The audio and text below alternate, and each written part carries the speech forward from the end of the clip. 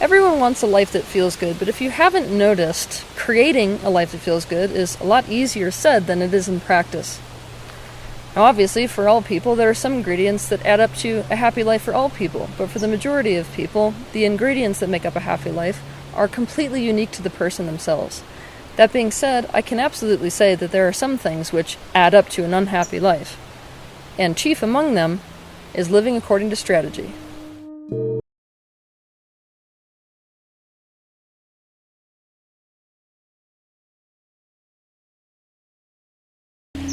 I want you to imagine a person in a company who's trying to climb the corporate ladder. Chances are this person is going to do a lot of things that they don't necessarily want to do just to get what they want. When we approach getting what we want in this way, we're basically playing a game that is a means to an end, where the means justify the end. When we're approaching getting what we want in this way, where the ends justify the means, what we do is bulldoze the parts of ourselves that don't want to and don't enjoy doing something. We play a zero-sum game with those parts within ourselves. We do things we don't like to do and don't want to do in order to get what we want. Most of us will find ourselves in scenarios like this on planet Earth at some point. For example, let's say that you want a driver's license. Chances are you'll go stand in line for hours at the DMV because you want a driver's license. And the reason that that type of experience doesn't destroy your life is because we only do it once in a few years. But what if you had to do that every single day? What if your whole life was just doing something you didn't want to do so that you could get something you wanted? Chances are your life would be unbearable. But here's the bad news. This is the way the majority of people on planet Earth are actually living. The vast majority of people on planet Earth spend their time, the vast majority of their time, doing something that they don't want to do in order to get something that they want. This is the story of the majority of people's careers on the planet. They do a job they don't want to do so that they can get what they want, which is money. This is a recipe for absolute disaster. People choose to settle in this way because they have a belief that it's impossible to live in any other way. Most of us were raised this way in our childhoods. We were trained that in order to get something we want, we have to do something that we don't want. We think this is the way to live life. But it is absolutely impossible to live in a happy way if this is the strategy that we're taking towards getting the things that we want in life. All this being said, I understand that some of us are in much more difficult positions than others relative to doing things we want in order to get what we want. I'm not completely ignorant to that, but it doesn't change the fact that if we want a happy life, we can't live a life where the means justify the ends. I'm going to give you an analogy. Let's say that you want to make it to the ocean, but you are convinced that the only way to get to the ocean is to walk through an industrial waste dump in a land called I don't like industrial waste dumps. You're going to spend hours walking through this industrial waste dump to get to the ocean. The first time you do this, you're going to feel like it's worth it. The second time, it's going to feel less worth it. Third time, it's going to feel even less worth it. Eventually, it's going to not feel worth it at all.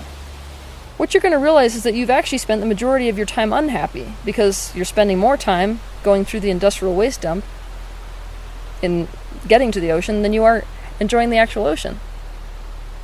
So then obviously, the means are not going to justify the ends. Now, this is a human psychology principle. Once you get what you want, the means will feel less and less like they are justified by the ends. If what we want is a happy life, we have got to find a way that the means that we use to get to what we want, we enjoy as much as getting to what we want. This is super important, so I'll give you an analogy.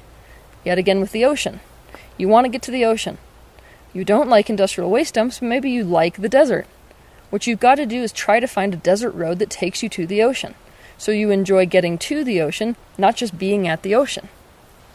Now, I would dare say that the most successful people on this earth in terms of living life itself approach this with an even more aggressive strategy. Instead of finding a means that they enjoy to get to the ends that they enjoy, they find a means that they enjoy even more than getting to the ends.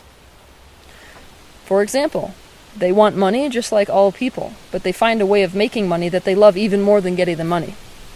This is why the best questions you can ask yourself are, what would I do if I never got paid a single dime to do it? And, if someone gave me $5 million today, what would I do with my time now that I no longer have to do anything so that I have money? It's usually going to be the same answer for both questions. Get creative about how to use that answer as a means to making money. It is simply your mind telling you that it's impossible to make money doing these things. I can personally tell you that a long time ago, if somebody answered these questions with, well, what I love to do with my time is eat and travel, somebody who's in their right mind would say, there's no way in hell you'd make money doing that. But that was before food journalism was invented as a career. People are so limited by their ideas about what is and isn't possible, and people are even more limited by the idea that they couldn't possibly be the one to create some possibility that didn't exist yet. If we meet our needs and try to achieve our wants in roundabout ways so as to get to what we want, it's inevitable that we're going to end up unhappy and end up damaging our relationships. This failing strategy is in fact the heart of manipulation. To understand more about this, watch my video titled Meet Your Needs. We use this strategy relative to all kinds of things, not just when it comes to money. I'll give you some examples. We volunteer to do something we hate just because we want the praise that we crave from someone. We work a job we hate in order to get money. We don't follow our dreams. Instead, we stick close to home with one of our parents and live our lives the way they want us to live it so we can get a sense of approval from them. We spend years in college studying something we don't even have a passion for so that we can have the credibility and accolades. We quit our job and become a stay-at-home mom so that we can see ourselves as a good mom. Or the opposite. We want to be a stay-at-home mom, but we get a job instead so we can get societal esteem. We stay in a relationship that's abusive in order to get security. The questions to ask yourself are, what do I really want? What am I currently doing in order to get what I want? What are the ways that I am doing what I don't want to do in order to get what I want? There is no way to maintain this style of living life without major consequences and without creating an unhappy life as a result. What we must do is adopt the strategy of finding ways to do what we love in order to get what we want. Have a good week.